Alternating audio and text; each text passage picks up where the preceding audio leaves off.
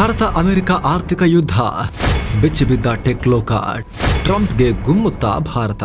ನಮಸ್ಕಾರ ಸ್ನೇಹಿತರೆ. ಟ್ರಂಪ್ ಬಂದ್ರೆ ಶಾಂತಿ ನೆಲೆಸುತ್ತೆ, ಯುದ್ಧಗಳು ನಿಂತು ಹೋಗುತ್ತೆ, ಜಗತ್ತು ನೆಮ್ಮದಿಯಾಗುತ್ತೆ ಅಂತ ಹೇಳಲಾಗ್ತಿತ್ತು. ಆದರೆ ಮಿಲಿಟರಿ ಯುದ್ಧವನ್ನ ನಿಲ್ಲಿಸ್ತೀನಿ ಅಂತ ಹೇಳ್ತಿರೋ ಟ್ರಂಪ್ ಆರ್ಥಿಕ ಯುದ್ಧಗಳನ್ನ ಶುರು ಮಾಡಿಸಿದ್ದಾರೆ.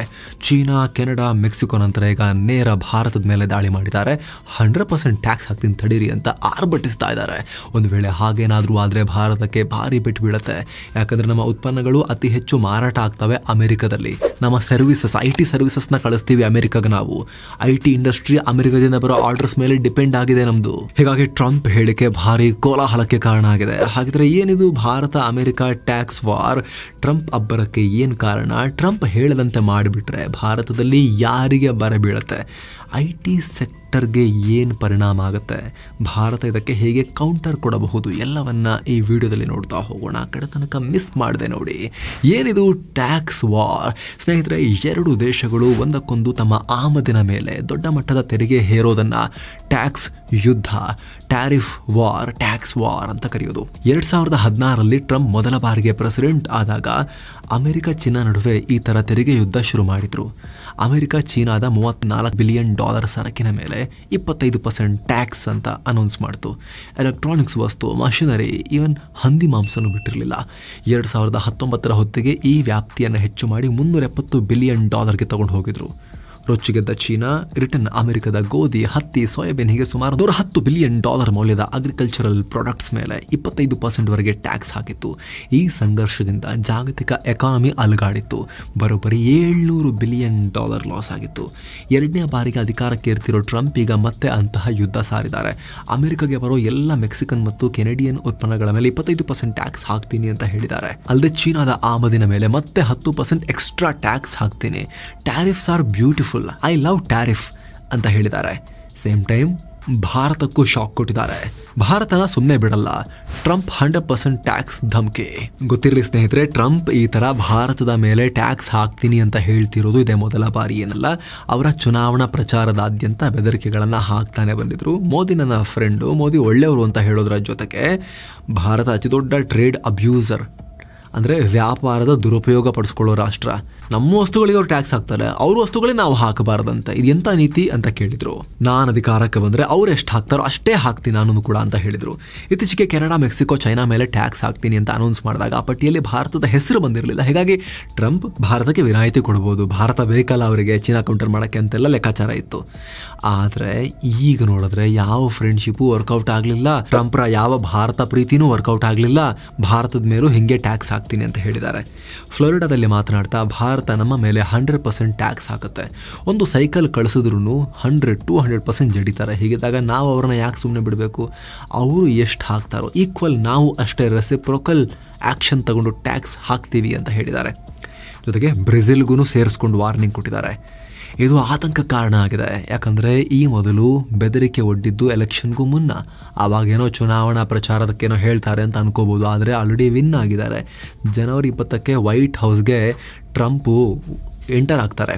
ಹೀಗಾಗಿ ಈ ಹೇಳಿಕೆಯನ್ನು ಭಾರತ ಸೀರಿಯಸ್ ಆಗಿ ತಗೋಬೇಕಾಗಿದೆ. ಅದೇನೋ ಸರಿ, ವಿಶ್ವದ ದೊಡ್ಡಣ್ಣ ಅಂತ ಕರೆಸ್ಕೊಳ್ಳೋ ಅಮೆರಿಕ, ಕ್ಯಾಪಿಟಲಿಸಮ್ನ ಪಿತಾಮಹ, ಹೀಗಿರುವಾಗ ಯಾಕೆ ಈ ಥರ ಬಿಹೇವ್ ಮಾಡ್ತಿದ್ದಾರೆ ಟ್ರಂಪ್ ಅಂತ, ಟ್ರಂಪ್ ಯಾಕಿಷ್ಟು ಬಾಯ ಬಡ್ಕೊಳ್ತಿದ್ದಾರೆ ಅಂತ ಆಶ್ಚರ್ಯ ಆಗ್ಬೋದು ನಿಮಗೆ. ಅದಕ್ಕೆ ಉತ್ತರ ಕೇಳಿದ್ರೆ ಟ್ರಂಪ್ ಅಬ್ಬರಕ್ಕೆ ಕಾರಣ ಏನು? ಮೊದಲನೇದಾಗಿ ಟ್ರಂಪ್ ಹೇಳ್ತಿರೋ ಪಾಯಿಂಟ್ ಅಲ್ಲಿ ಅಮೆರಿಕದ ಸೈಡ್ ಇಂದ ನೋಡಿದಾಗ ಅಲ್ಲಿ ಅವರಿಗೆ ನಿಜ ಕಾಣುತ್ತೆ. ಭಾರತ ಸೇರಿ ಸುಮಾರು ರಾಷ್ಟ್ರಗಳು ಪ್ರೊಟೆಕ್ಷನಿಸ್ಟ್ ನೀತಿಯನ್ನ ಫಾಲೋ ಮಾಡ್ತೀವಿ ನಾವು, ಅಭಿವೃದ್ಧಿ ಹೊಂದಿರೋ ರಾಷ್ಟ್ರಗಳು. ಅಮೆರಿಕ ಭಾರತದ ಉತ್ಪನ್ನಗಳಿಗೆ ಆವರೇಜ್ ಆಗಿ 2-3% ಮಾತ್ರ ಟ್ಯಾಕ್ಸ್ ಹಾಕುತ್ತೆ. ಆದ್ರೆ ಅಮೆರಿಕನ್ ಪ್ರಾಡಕ್ಟ್ಸ್ಗೆ ಭಾರತ ಆವರೇಜ್ ಆಗಿ 17% ಟ್ಯಾಕ್ಸ್ ಹಾಕುತ್ತೆ. ಲಕ್ಸುರಿ ವಸ್ತುಗಳಿಗಂತೂ 100% ಟ್ಯಾಕ್ಸ್ ಹಾಕುತ್ತೆ ಭಾರತ ಅಮೆರಿಕದ್ದು. ಟ್ರಂಪ್ ಪದೇ ಪದೇ ಹಾರ್ಲೆ ಡೇವಿಡ್ಸನ್ ಉದಾಹರಣೆಯಾಗಿ ಕೊಡ್ತಾರೆ. ಅಮೆರಿಕದ ಈ ಬೈಕ್ಗೆ ಭಾರತ ಈ ಮುಂಚೆ 100% ಟ್ಯಾಕ್ಸ್ ಹಾಕ್ತಾ ಇತ್ತು. ಅಮೆರಿಕದಲ್ಲಿ 2 ಲಕ್ಷದ ಬೈಕ್, ಭಾರತದಲ್ಲಿ 4 ಲಕ್ಷ. ಅಲ್ಲಿ 4 ಲಕ್ಷ ಇರೋದು ಇಲ್ಲಿ 8 ಲಕ್ಷ ಆಗ್ತಿತ್ತು. ಆಮೇಲೆ ಟ್ರಂಪ್ ಒತ್ತಡಕ್ಕೆ ಭಾರತ 50% ರಿಡ್ಯೂಸ್ ಮಾಡ್ತು. ಬಟ್ ಸ್ಟಿಲ್ 50% ಟ್ಯಾಕ್ಸ್ ಇತ್ತು. ಏನು ಸ್ನೇಹಿತರೆ, ಈ ವರದಿಯಲ್ಲಿ ಮುಂದುವರಿಯೋಕ್ಕಿಂತ ಮುಂಚೆ 7 ಸ್ಯಾಂಡ್ಸ್ ಟೂರಿಸಂ ಕಂಪನಿ ಈಗ ಭಾರತೀಯರ ಪಾಲಿನ ಪ್ರೀತಿ ಪಾತ್ರ ಅಂಡಮಾನ್ಗೆ ಟ್ರಿಪ್ ಆಯೋಜನೆ ಮಾಡಿದೆ. 41,500 ರೂಪಾಯಿಗೆ 4 ರಾತ್ರಿ 5 ದಿನಗಳ ಟ್ರಿಪ್ ಇದು. ಈ ಪ್ಯಾಕೇಜ್ ನಲ್ಲಿ ಎಲ್ಲ ಪ್ರವಾಸಿ ತಾಣಗಳ ಭೇಟಿ ಇರುತ್ತೆ. Cellular jail, light and sound show, Havelock island tour, private ferry tickets ಇದೆಲ್ಲದರ ಚಾರ್ಜಸ್ ಇನ್ಕ್ಲೂಡ್ ಆಗಿದೆ. ಹಾಗೆ ಫ್ಲೈಟ್ ಟಿಕೆಟ್ಸ್, 3 ಸ್ಟಾರ್ ಹೋಟೆಲ್ನಲ್ಲಿ stay, all meals, AC transport ವ್ಯವಸ್ಥೆ, 24/7 ಟೂರ್ ಮ್ಯಾನೇಜರ್ ಸೌಲಭ್ಯ ಎಲ್ಲವೂ ಇನ್ಕ್ಲೂಡ್ ಆಗಿದೆ ಈ ಪ್ರೈಸ್ ನಲ್ಲಿ. ಹೊರಡೋ ದಿನ 18 ಫೆಬ್ರವರಿ 2025. ಕೆಲವೇ ಸೀಟುಗಳು ಲಭ್ಯ. ಆಸಕ್ತರು ಈ ನಂಬರ್ಗೆ ಕಾಲ್ ಮಾಡಿ ನಿಮ್ಮ ಸೀಟನ್ನ ಕೂಡ ಬುಕ್ ಮಾಡ್ಕೊಳ್ಳಿ. ಈಗ ವರದಿಯಲ್ಲಿ ಮುಂದುವರಿಯೋಣ. ಸೊ ಈ ರೀತಿ ಭಾರತ ಅಮೆರಿಕದ ಉತ್ಪನ್ನಗಳಿಗೆ ಹೆವಿ ಟ್ಯಾಕ್ಸ್ ಹಾಕುತ್ತೆ. ಆದ್ರೆ ದೇಸಿ ಕಂಪನಿಗಳಿಗೆ ಪ್ರೋತ್ಸಾಹ ಕೊಡೋ ನಿಟ್ಟಿನಲ್ಲಿ ಭಾರತ ನಾವು ಹೇಗೆ ಮಾಡ್ತೀವಿ ಅಂತ ಹೇಳುತ್ತೆ. ನಿಮ್ಮ ವಸ್ತುಗಳಿಗೆ ಜಾಸ್ತಿ ಟ್ಯಾಕ್ಸ್ ಹಾಕಿಲ್ಲ ಅಂದ್ರೆ ಅಮೆರಿಕನ್ ಐಟಮ್ ಅಂತ ಎಲ್ಲರೂ ಅದನ್ನೇ ತಗೊಳಕ್ ಶುರು ಮಾಡ್ತಾರೆ. ನಿಮ್ಮ ಐಟಮ್ ನಮ್ಮ ಐಟಮ್ ರೇಟ್ ಸೇಮ್ ಆದ್ರೆ ಹಾಗಾಗಿ ನಿಮ್ ದುಬಾರಿ ಮಾಡ್ಲೇಬೇಕು. ನಾವು ಹೆವಿ ದುಡ್ಡಿದ್ದವ್ರು ಬೇಕಾದ್ರೆ ತಗೊಳ್ಳಿ, ನಿಮ್ದು ಟ್ಯಾಕ್ಸ್ ಕೊಟ್ಟು ತಗೊಳ್ಳಿ. ಉಳಿದವರು ಹೆಚ್ಚಿನ ಜನ ಭಾರತೀಯ ವಸ್ತುಗಳನ್ನೇ, ಭಾರತೀಯ ಬೈಕ್ಗಳನ್ನೇ, ಭಾರತೀಯ ಪ್ರಾಡಕ್ಟ್ಸ್ ಅನ್ನೇ ತಗೊಳ್ತಾರೆ ಅನ್ನೋ ಲೆಕ್ಕಾಚಾರ ಇಲ್ಲಿ. ಬಟ್ ಇದರಿಂದ ಅಮೆರಿಕದ ಕಂಪನಿಗಳಿಗೆ ಇಂಥ ರಾಷ್ಟ್ರಗಳಲ್ಲಿ, ಭಾರತ ಹಾಗೂ ಈ ರೀತಿ ನೀತಿ ಫಾಲೋ ಮಾಡೋ ರಾಷ್ಟ್ರಗಳಿಗೆ ಬಂದು ಕಾಂಪೀಟ್ ಮಾಡೋಕ್ಕಾಗಲ್ಲ. ಅವ್ರ ವಸ್ತು ದುಬಾರಿ ಆಗುತ್ತೆ. ಹೀಗಾಗಿ ಈ ಕಂಪನಿಗಳಲ್ಲಿ ಏನ್ ಮಾಡ್ತಾರೆ, ಅವರ ಮ್ಯಾನುಫ್ಯಾಕ್ಚರಿಂಗ್ ಯೂನಿಟ್ಸ್ ಅನ್ನ ಸೀದಾ ಭಾರತಕ್ಕೆ ತಗೊಂಬರಕ್ ಟ್ರೈ ಮಾಡ್ತಾರೆ, ಚೀನಾಗೆ ತಗೊಂಡು ಹೋಗಕ್ ಟ್ರೈ ಮಾಡ್ತಾರೆ. ಆಗ ಅಮೆರಿಕದ ಮ್ಯಾನುಫ್ಯಾಕ್ಚರಿಂಗ್ ಕತೆ ಏನು, ಅಲ್ಲಿ ಬಿದ್ದು ಹೋಗುತ್ತೆ ಮ್ಯಾನುಫ್ಯಾಕ್ಚರಿಂಗ್. ಆಗ ಅಮೆರಿಕದಲ್ಲಿ ಉದ್ಯೋಗ ಸೃಷ್ಟಿಗೆ ಪ್ರಾಬ್ಲಮ್ ಆಗುತ್ತೆ. ಅಲ್ಲ ಇದರಿಂದ ಅಮೆರಿಕದ ವ್ಯಾಪಾರ ಕೊರತೆ, ಟ್ರೇಡ್ ಡೆಫಿಸಿಟ್ ಹೆಚ್ಚಾಗುತ್ತೆ. ಭಾರತ ಅಮೆರಿಕಾಗೆ $77 ಬಿಲಿಯನ್ ಮೌಲ್ಯದ ವಸ್ತುಗಳನ್ನು ಕಳಿಸಿದ್ರೆ ಅಮೆರಿಕದಿಂದ ನಾವು ತಗೊಳ್ಳೋದು $40 ಬಿಲಿಯನ್ ಮೌಲ್ಯದ ವಸ್ತುಗಳನ್ನ, ಹೆಚ್ಚು ಕಡಿಮೆ $40 ಬಿಲಿಯನ್ ವ್ಯತ್ಯಾಸ. ಹೀಗಾಗಿ ಕಂಪನಿಗಳು ನಮ್ದು, ಆ ಕಂಪನಿಗಳ ಟೆಕ್ನಾಲಜಿ ನಮ್ದು, ಆ ಟೆಕ್ನಾಲಜಿ ಇನೋವೇಷನ್ಗೆ ಹಣ ಕೊಡೋದು ನಾವು, ಅವರಿಗೆ ಟ್ಯಾಕ್ಸ್ ಬೆನಿಫಿಟ್ ಕೊಡೋದು ನಾವು ಕಂಪನಿಗಳಿಗೆ. ಆದ್ರೆ ಅವ್ರು ಕೂಡ ಬಂಡವಾಳವನ್ನು ಇವ್ರು ತಗೊಂಡು ಇವ್ರ ರಾಷ್ಟ್ರಗಳಲ್ಲಿ ಪ್ರೊಡ್ಯೂಸ್ ಮಾಡಿ ಆಮೇಲೆ ನಮಗೆ ವಾಪಸ್ ಮಾರ್ತಿದ್ದಾರೆ. ಇದು ಯಾವ ಲೆಕ್ಕ ಅನ್ನೋದು ಟ್ರಂಪ್ ಸಿಟ್ಟು. ಅದಕ್ಕಾಗಿ ಅಮೆರಿಕ ಫಸ್ಟ್ ಅಂತ ಹೇಳ್ತಾ ಇದ್ದಾರೆ. ಟ್ಯಾಕ್ಸ್ ಕಮ್ಮಿ ಬೀಳ್ಬೇಕಾ ನಿಮಗೆ, ಬಂದು ನಮ್ಮ ದೇಶದಲ್ಲೇ ಉತ್ಪಾದನೆ ಮಾಡಿ ಅಂತಿದ್ದಾರೆ. ಹಾಗಿದ್ರೆ ಅಮೆರಿಕ ಟ್ಯಾಕ್ಸ್ ಏರಿಸಿದ್ರೆ ಭಾರತದಲ್ಲಿ ಯಾರಿಗೆ ಪೆಟ್ಟು ಬೀಳುತ್ತೆ ಅಂತ ನೋಡೋದಾದ್ರೆ, ಸ್ನೇಹಿತರೆ, ಟ್ರಂಪ್ರ ಈ ನಿಲುವು ಭಾರತದ ಮೇಲೆ ದುಷ್ಪರಿಣಾಮ ಉಂಟು ಮಾಡೇ ಮಾಡುತ್ತೆ. ಯಾಕಂದ್ರೆ ಈಗ ಆಲ್ರೆಡಿ ಹೇಳಿದ ಹಾಗೆ ಅಮೆರಿಕ ಭಾರತದ 2ನೇ ಅತಿ ದೊಡ್ಡ ಟ್ರೇಡಿಂಗ್ ಪಾರ್ಟ್ನರ್. $120 ಬಿಲಿಯನ್ ಮೌಲ್ಯದ ವ್ಯಾಪಾರ ನಡೆಸ್ತೀವಿ. ಭಾರತ ಅತಿ ಹೆಚ್ಚು ಎಕ್ಸ್ಪೋರ್ಟ್ ಮಾಡೋದು ಅಮೆರಿಕಾಗೆ. ಅಂದರೆ ಭಾರತದ ಸರಕು ಸೇವೆಗಳು ಅತಿ ಹೆಚ್ಚು ಮಾರಾಟ ಆಗೋದು ಅಮೆರಿಕದಲ್ಲಿ. ಭಾರತದ ಆರ್ಥಿಕ ನಾಗಾಲೋಟದಲ್ಲಿ ಅಮೆರಿಕದ ಪಾತ್ರ ದೊಡ್ಡದು.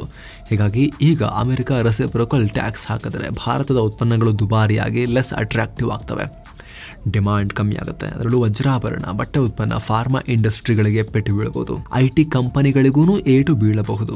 2017ರಲ್ಲಿ ಮೊದಲ ಬಾರಿಗೆ ಟ್ರಂಪ್ ಅಧ್ಯಕ್ಷರಾದಾಗಲೇ ವಿಪ್ರೋ ಇದು ಬಿಸ್ನೆಸ್ ರಿಸ್ಕ್ ತರೋ ಬೆಳವಣಿಗೆ ಅಂತ ಹೇಳಿತ್ತು. ಕೇವಲ ವಿಪ್ರೋ ಅಲ್ಲ, TCS, ಇನ್ಫೋಸಿಸ್ ಸೇರಿದ ಹಾಗೆ ಎಲ್ಲ ಭಾರತೀಯ IT ಕಂಪನಿಗಳು ಅಮೆರಿಕದ ಪ್ರಾಜೆಕ್ಟ್ಗಳ ಮೇಲೆ ದೊಡ್ಡ ಮಟ್ಟದಲ್ಲಿ ಡಿಪೆಂಡ್ ಆಗಿವೆ. ಈ ಕಂಪನಿಗಳು ತಮ್ಮ ಕ್ಲೈಂಟ್ಗಳನ್ನು ಅಷ್ಟಾಗಿ ಡೈವರ್ಸಿಫೈ ಮಾಡಿಕೊಂಡಿಲ್ಲ. ಅತಿ ಹೆಚ್ಚು ಕ್ಲೈಂಟ್ಗಳಿರುವುದು ಅಮೆರಿಕದಲ್ಲಿ. ಅಮೆರಿಕದ ಬ್ಯಾಂಕಿಂಗ್, ರಿಟೇಲ್ ಹಾಗೂ ಹೆಲ್ತ್ ಕೇರ್ ಸೆಕ್ಟರ್ನಿಂದ ಹೆಚ್ಚು ಆದಾಯ ಬರ್ತಾ ಇದೆ ಅವರಿಗೆ. ಟ್ರಂಪ್ ಟ್ಯಾರಿಫ್ ಜಾಸ್ತಿ ಮಾಡಿದ್ರೆ ಈ ಸೆಕ್ಟರ್ಗಳ ಕಂಪನಿಗಳು ತಮ್ಮ ಬಜೆಟ್ ಕಮ್ಮಿ ಮಾಡ್ಕೋಬೇಕಾಗತ್ತೆ. ಅವರೆಲ್ಲ ಖರ್ಚು ಕಮ್ಮಿ ಮಾಡ್ತಾರೆ, ಕಮ್ಮಿ ಆರ್ಡರ್ಸ್ ಕೊಡ್ತಾರೆ ಭಾರತದ ಕಂಪನಿಗಳಿಗೆ. ಈಗ ಈ IT ಕಂಪನಿಗಳಿಗೆ ನೇರ ಎಫೆಕ್ಟ್ IT ಸೇವೆ ಕೊಡ್ತಿರೋ ಈ ಕಂಪನಿಗಳ ಮೇಲೆ ಬೀಳುತ್ತೆ, ನಮ್ಮ ಕಂಪನಿಗಳ ಮೇಲೆ. ಅಲ್ಲದೆ ಭಾರತ ಬಿಟ್ಟು ಬೇರೆ ದೇಶಗಳಿಂದ IT ಸರ್ವಿಸಸ್ ಪಡಿಲೂಬಹುದು. ವಿಯೆಟ್ನಾಂ ತರದ ಈಗಷ್ಟೇ IT ಬೂಮ್ ಆಗ್ತಿರೋ ರಾಷ್ಟ್ರಗಳ ಕಡೆಗೆ ಮುಖ ಮಾಡಬಹುದು. ಏನು ಟ್ಯಾರಿಫ್ ಜಾಸ್ತಿ ಆದರೆ ಭಾರತದ ಸರಕುಗಳಿಗೆ ಡಿಮಾಂಡ್ ಕಮ್ಮಿ ಆಗುತ್ತೆ. ಉದಾಹರಣೆಗೆ ಭಾರತದ ಒಂದಷ್ಟು ಎಲೆಕ್ಟ್ರಿಕಲ್ ಮತ್ತು ಎಲೆಕ್ಟ್ರಾನಿಕ್ಸ್ ಸರಕುಗಳು ಅಮೆರಿಕಾಗೆ ಹೋಗ್ತಾ ಇವೆ, ಸಣ್ಣ ಪುಟ್ಟವು.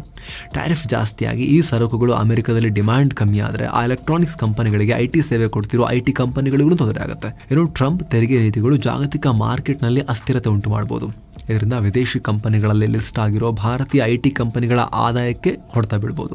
ಜೊತೆಗೆ ಟ್ರಂಪ್ ವೀಸಾ ವಿಚಾರದಲ್ಲಿ, ವಲಸೆ ವಿಚಾರದಲ್ಲಿ ಸ್ವಲ್ಪ ಟಫ್ ಇರೋದ್ರಿಂದ ಅಮೆರಿಕದಲ್ಲಿ ಆಪರೇಟ್ ಮಾಡ್ತಿರೋ ಭಾರತೀಯ IT ಕಂಪನಿಗಳು ಅಮೆರಿಕನ್ ನೌಕರರನ್ನೇ ಜಾಸ್ತಿ ಹೈರ್ ಮಾಡ್ಕೊಳ್ಳಿ ಅಂತ ಅವ್ರನ್ನ ಟ್ರಂಪ್ ಪ್ರೆಷರೈಸ್ ಮಾಡ್ಬೋದು.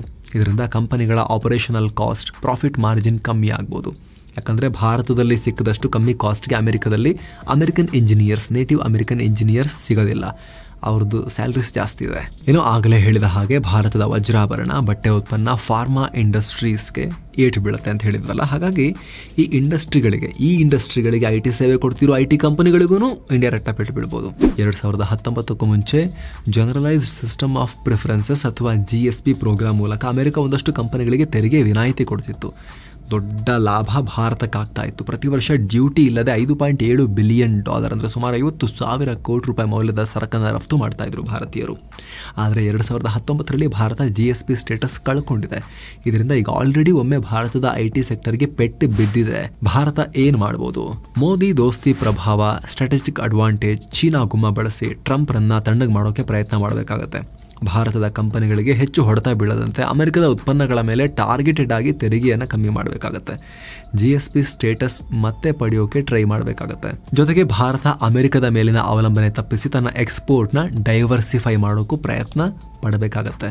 20% ಅಮೆರಿಕದ ಮೇಲೆ ನಾವು ಡಿಪೆಂಡ್ ಆಗಿದ್ದೀವಿ. ಸ್ವಲ್ಪ ಡೈವರ್ಸಿಫಿಕೇಶನ್ ಮಾಡೋಕೆ ಈಗ ಮೇಲೆ ಹೇಳಿದ 3 ಮೆಥಡನ್ನು ಎಲ್ಲ ಆಯಾಮಗಳಲ್ಲೂ ಕೂಡ ನಮಗೆ ಬೇಕಾಗಿರೋ ರೀತಿಯಲ್ಲಿ ಒಂದಷ್ಟು ಬದಲಾವಣೆಗಳನ್ನು ಮಾಡಿಕೊಂಡು ಸ್ವಲ್ಪ ಕೊಡು ತೆಗೆದುಕೊಳ್ಳುವಿಕೆ, ಅವ್ರು ಕೇಳಿದಕ್ಕೂ ಕೂಡ ಸ್ವಲ್ಪ ಏನಾರು ಅವ್ರಿಗೂ ಹೆಲ್ಪ್ ಆಗೋ ರೀತಿ ಮಾಡಿ ಬ್ಯಾಲೆನ್ಸ್ ಮಾಡಿಕೊಂಡು ಏನಾರು ಒಂದು ಮಾಡಬೇಕಾಗತ್ತೆ. ಸೊ ಫ್ರೆಂಡ್ಸ್, ಇದಾಗಿತ್ತು ಟ್ರಂಪ್ ಟ್ಯಾಕ್ಸ್ ಯುದ್ಧದ ಪರಿಣಾಮ ಭಾರತದ ಮೇಲೆ ಏನಾಗ್ಬೋದು ಅನ್ನೋದನ್ನ ಎಕ್ಸ್ಪ್ಲೇನ್ ಮಾಡೋ ಪ್ರಯತ್ನ. Thank you so much. ಮತ್ತೆ ಭೇಟಿ ಆಗ್ತಿರೋಣ. ನಮಸ್ತೆ.